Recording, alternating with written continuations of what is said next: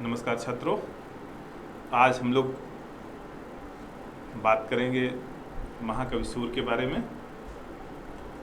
जैसा कि आप सभी लोग जानते हैं, हिंदी साहित्य को अगर हिंदी साहित्य का जो इतिहास है अगर उसे 4 कालों में बांटा जाए तो दूसरा काल आता है भक्तिकाल।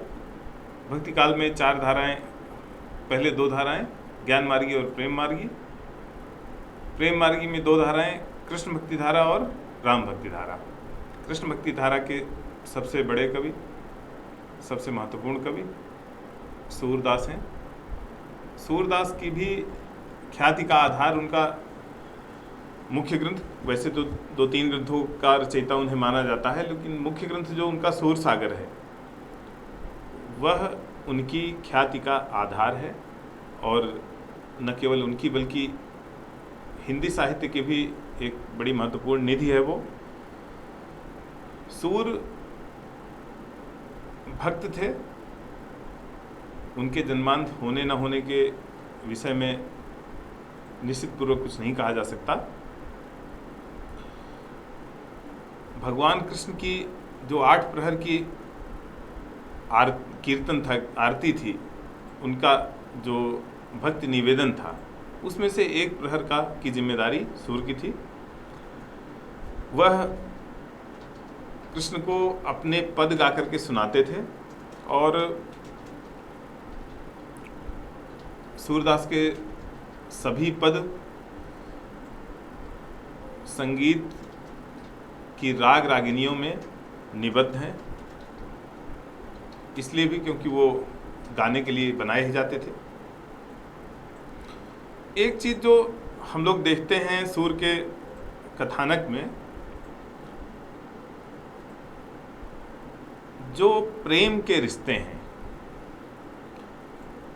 उनका महत्व, ब्लड रिलेशन जिसे कहा जाएगा, खून के रिश्तों से अधिक सा प्रतीत होता है। हम देखते हैं कि देवकी और वसुदेव जो कृष्ण के माता पिता थे, उनकी बजाय यशोदा और नंद, उनका चित्रण ज़्यादा है।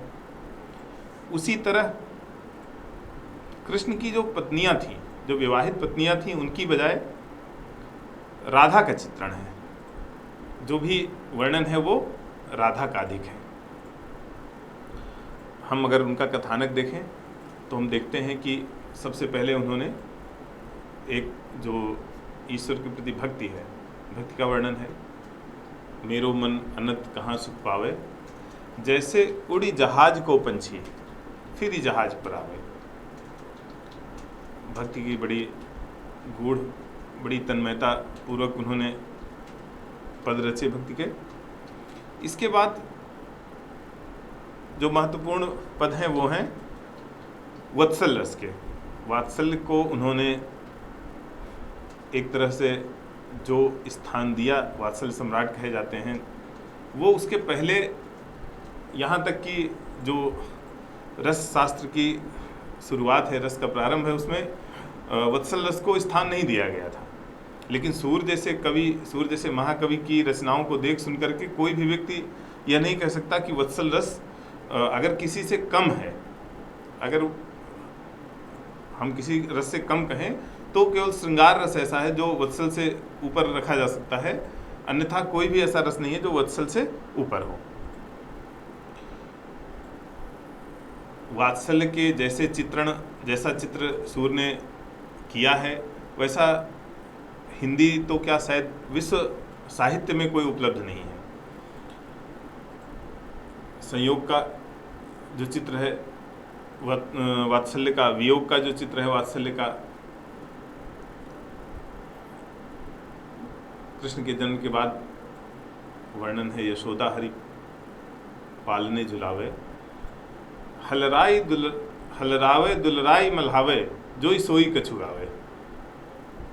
माता के हृदय का इतना अच्छा चित्रण। फिर इसके बाद क्या होता है, कृष्ण थोड़ा बड़े होते हैं, घुटनों के बल चलते हैं। किलकल कान घुटुरुन आवत, मणिमय कनक नंद के आंगन, बिंब पकड़िबे धावत। जो चंद्रमा का प्रतिबिंब बन रहा है उसको पकड़ने के लिए दौड़ रहे हैं। इसके बाद क्या होता है कि कृष्ण चलना शुरू करते हैं। चलत देख ही जिस्मत सुख पावे। इसके बाद क्या होता है कि कृष्ण और थोड़ा बड़े होते हैं, और जैसे कि आप लोग देखते होंगे कि बच्चों के मन में सहज जिज्ञासा होती है किसी अन्य बच्चे के बाल देख करके, उसकी चोटी देख करके, मेरी चोटी कैसे बड़ी होगी। तो कृष्ण भी पूछते हैं, मैया कब बढ़ेगी चोटी। तो माँ जैसे विदग्धतापूर्वक, जैसे बुद्धिमानी से उसे दूध पीने के लिए प्रेरित करती है, वैसे ही कृष्ण से कहती हैं यशोदा, कजरी को पियो लला तेरी चोटी बढ़े। तुम अगर कजरी गाय का दूध पियोगे तो तुम्हारी चोटी तुरंत बड़ी हो जाएगी। इसके बाद वात्सल्य के बाद वर्णन आता है श्रृंगार का। श्रृंगार के भी संयोग और वियोग दोनों पक्षों का उन्होंने इतना अच्छा वर्णन किया है। पहली जो मुलाकात होती है कृष्ण और राधा की, राधा को देखते हैं कृष्ण और पूछते हैं, बूझत श्याम कौन तू गोरी। और इसके बाद जब वो कहती हैं कि, तो मैंने भी सुना है कि एक नंद का छोरा है और वो चोरी करता है, तो कृष्ण कहते हैं कि अरे ठीक है, तुमने सुना होगा, लेकिन तुम्हारे पास क्या है कि जो मैं चुरा लूँगा। तुम भी वो हो, खेलते हैं दोनों साथ। लेकिन कृष्ण बातों ही बातों में राधा का मन चुरा लेते हैं, उनका हृदय हर लेते हैं। इसके बाद श्रृंगार के बाद, संयोग पक्ष के वर्णन के बाद श्रृंगार के आता है वियोग का वर्णन। वियोग वर्णन में शायद उनकी वृत्ति भी ज़्यादा रमी है, और